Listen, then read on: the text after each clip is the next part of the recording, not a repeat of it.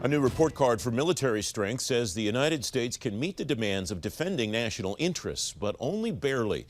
The Heritage Foundation's index of U.S. military strength ranks 3 branches as marginal, another trending toward weak. Lieutenant Colonel Dakota Wood, U.S. Marine Corps, retired as Senior Research Fellow for Defense Programs at the Heritage Foundation.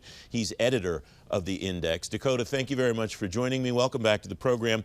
You and your colleagues write in this work, the index is not an assessment of what might be, but it's how well or poorly conditions, countries, and the U.S. military have evolved during the assessed year. Why is that important to understand as we look at the individual components of this? Yeah, crucial. Well, you're aware that in the D.C. area, a lot is written and talked about directed energy, unmanned systems and robotics, artificial intelligence, a lot of very exotic weapons that might be coming down the pike in the next 10 years. But if we had to go to the South China Sea or ride to the defense of the NATO members in the Baltic Sea, or Baltic states, we're not going to use the military that might be 10 years from now. So the index looks at the military we currently have. It's a report card back to the American people whose taxpayer monies are used to fund the military, and our expectations for what today's military can do to protect national security and economic interests. So it's a really important thing to understand that you've just pointed out that, yes, invest in the future, but we really have to rely on the military we have today for today's problems. It struck me as I read through this, you're writing about the military that you see that we have, not the military that you see that we wish that we had. You write, the Army is marginal, is the grade that you assign to the current condition of the United States Army. Has the Big Six list of priorities overall, do you think, been a positive, a negative, or a neutral for the posture of the Army? Well, I think they're important because what they do is represent the focus of the Army on what it thinks it needs to have to prevail in combat against a peer competitor. So we're not talking about going against terror groups that don't have navies and air forces and armor forces and those sorts of things. If you had to go to someplace like the Middle East and do battle with Iran or NATO's northern flank or something like that, you really have to get serious about the types of programs and capabilities that you want to fund. So when we talk about marginal, it has nothing to do with the goodness of the individual soldier, sailor, airman, or Marine. We've got great people. We're saying that as a total force, the size of the Army, is the Army big enough to do the things that we would want it to do in more than one theater against more than one competitor? Is its equipment old and antiquated, or is it new and really up to the task? So the Big Six programs that you mentioned is definitely the right way to go. It shows that the Army is focused, and we want to see the same kind of focus in the other services. You write, the Navy's overall score remains marginal in the 2021 index, but is trending toward weak in capability, and readiness remains weak in capacity. Where is it weak in capacity, Dakota?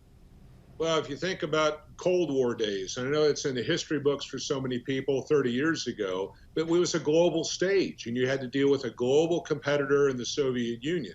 We had a Navy that was 550 ships. Today, the current U.S. Navy is fewer than 300. Are the current ships better than a 1970s counterpart? Absolutely, but a ship can only be in one place at one time.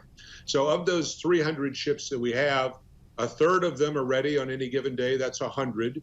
About 60 of those are dedicated to the Indo-Pacific or the Western Pacific region, and that 60-ship capability is going up against 350 ships of the People's Liberation Army Navy, the Chinese Navy.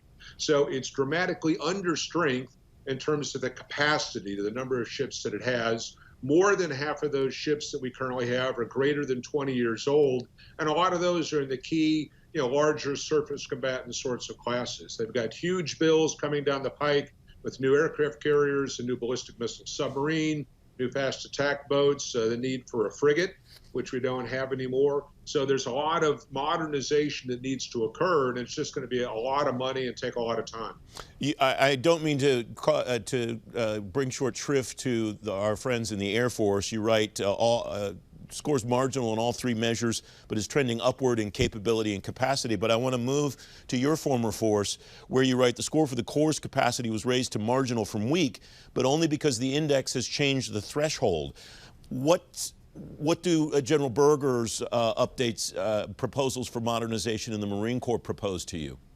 Right. So I think where the Marine Corps is going under General Berger is absolutely the right direction. If you can figure out how to conduct distributed operations with a lower signature, you're not broadcasting as much, your physical footprint is smaller with smaller units. If you can do that against a competitor like China, that capability can be used anywhere else in the world. I mean, it really is the direction the Marine Corps needs to go. The reason we changed the threshold for capacity in particular is that in a two-war capacity force, if I've got to do something with China, does it mean that I strip out everything else I have in the Middle East and Europe, which means that interests there and allies there are now uncovered?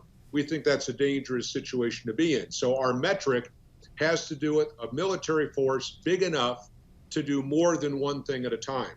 The current military can only do one major conflict, and it would take everything we've got. So for the Marine Corps to have a two-war capacity, they really need 36 infantry battalions and then the air power and logistics that go along with that.